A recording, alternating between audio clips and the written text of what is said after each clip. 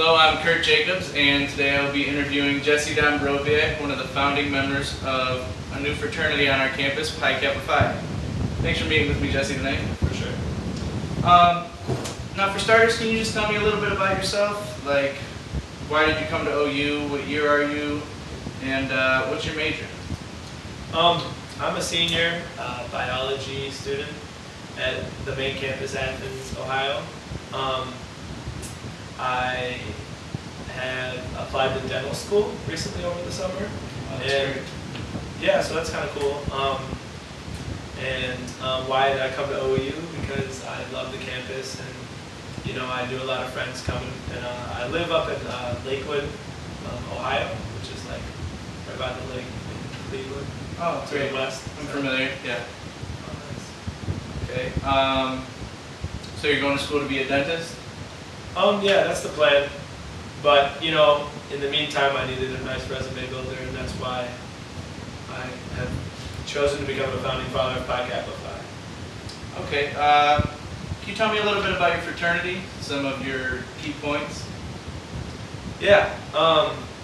Well, I guess, like, to summarize our mission statement, we have like a standard of, like, you know, conduct that we try to uphold. We have like a class system, it's called, which it's like character, leadership, academics, sportsmanship, and service. CLASS, kind of clever. But the main goal is, like, we're chartering, which means we're going to be recognized both locally and the Athens community by the Greek life, and then we're also going to be recognized nationally. Because Pi Kappa Phi is a national organization that has never been started at any Ohio universities. So we are choosing to extend that national organization to our school. Okay. You know, will wait for some more questions. So we're the first one starting in here. Okay. How did you hear about the fraternity, and how did you get involved? I heard about the fraternity from a good friend of mine from back home in Lakewood. He started it. It's been around in existence for, this is its 4th year, and now we're actually being recognized because we were just kind of like an associate chapter, or you know, like a colony, people would call it. However, the men before, you know, were ill-equipped, and you know, it took time, but slowly but surely, here we are now. So can't go wrong, and things change. Okay. Do you know where the first Pi Kappa Phi was? Yeah. The first was started in Charleston, South Carolina, and I had a chance to visit it this summer. Actually, I did this. Each year they have these things called mid-year and whatever, and so we, as representative of the associate chapter at OU, had to bring 2 other members and go down to Pi Cap College in Charleston, South Carolina, and it was so cool. Like, it was just like a bunch of, like, every nationwide, like, college Pi Kappa Phi branch was there, 3 members. And, you know, we were just, like, educated on how to run our, you know, fraternity better. But, like, I just really mingled and networked with a ton of, like, you know, big wigs, I guess you could say, like some of the exec members of the, like, main branch now, which is located in Charlotte, North Carolina. There's, like, a big high-rise building.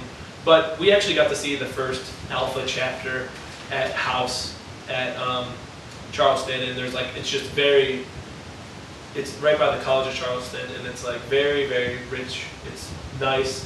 Everything's brick and historic, and very, you know, like, early, you know, like, dated too, because it's like, you know, there's Fort Sumter right there. If you knew that, that's kind of cool. Yeah, I've been down to the region. It's beautiful. Okay. Continuing along, what prompted you guys to start this fraternity? Well, me and the other guys who've been in it for a while, this is like, since I'm a senior, it's my 4th year, like, you know, it's been a while, and I'm still in it, because we, like, I don't know, I would say we aim to break the mold, or the stereotypical mold that, like, is created, and just, you know, like, we have a nice philanthropy, which I'm sure we'll get into, and, you know, we choose our guys that fit into our standards. Like honestly, you can pick and choose because you know you're starting your own, and we only need so many. We're like the anti-frat. Like we don't need to stoop down to like whatever other people are doing or like doing stupid stuff. And like I don't know, we could just like we make our like students just like commit to those standards in campus life too. And so it's like an all-around holistic man that we're kind of looking for. So you don't conform to some frat stereotypes that are common among colleges? I would love to say no, but that's just my biased point of view. So I'd have to get some output. But everything we've heard has been wonderful, so just go with that. Okay. What are some of the challenges you guys have faced while trying to start this fraternity? Well, we have always this is the second president we've had, the second archon is what we call it. And the first one had great members, but not everyone was like accountable. So I think accountability was the first group's problem. Like people wanted to do it, but they just weren't well organized. And now we've learned from those mistakes, and we have our second president, our archon, as we put it, and it's like amazing, and he's doing great. Grades are always a problem. You have to keep the whole thing up. Like it's there's a lot of people on all ends of the spectrum and the thing, and so that's something you have to worry about. And members, really, we have about like 25 right now, and so some of them on campus, like in other places, like there's just like hundreds. Right. Like when I was at that PICAP college, since there was 3 representatives from all of them, like honestly, there was kids from USC, like Southern California, all the way to my University of Miami, Florida. Oh, wow. Dudes from New York. There was like, I hung out with kids from Alabama. Like I just met all these guys doing Pi Kappa Phi. Like, and some of them were starting. There was other branches starting, and we were, met a national representative, and we got to talk and go to speeches, and it was like a whole weekend thing, and we got to eat fried okra, and it was great. So this, it was very cool just to see how big the whole thing is. And that's what we're trying to extend here at Ohio University. That sounds like a great time. Now you were talking about the Archon. Can you tell me what his responsibilities are and maybe some of the other major executive positions that people hold? Yeah. I don't know if I mentioned this yet, but I'm on the exec board. Right. And I'm the scholarship chair. So I am informed on the grades, and we try to keep those up, and we have various tactics, which I'll get into when I talk about a little bit more, but I'll give you a brief overview of what's going on. Then we have our Archon. Yeah, that's a good friend of mine. He's from Baltimore, he goes here. And then we have the Vice Archon. The Archon kind of oversees everything. The Vice Archon is like in charge of recruitment for getting more guys. Then we have like a Brotherhood ritualist who tries to have like Brotherhood events where you would just go we grill out and we play football. And we maybe watch Monday Night Football or something, just so we're all getting together and then there's also the ritual aspect, which is kind of just open-ended questions that we go through in a certain atmosphere, and then see how they get them to think. You got to get them to think, and why are you here? What are you trying to do? What is you're trying to accomplish? Things like that. So that's a good position. And then there's the historian, the treasurer, the secretary, and there's a standards board guy who tries to uphold those standards, which I've spoken recently about. Okay.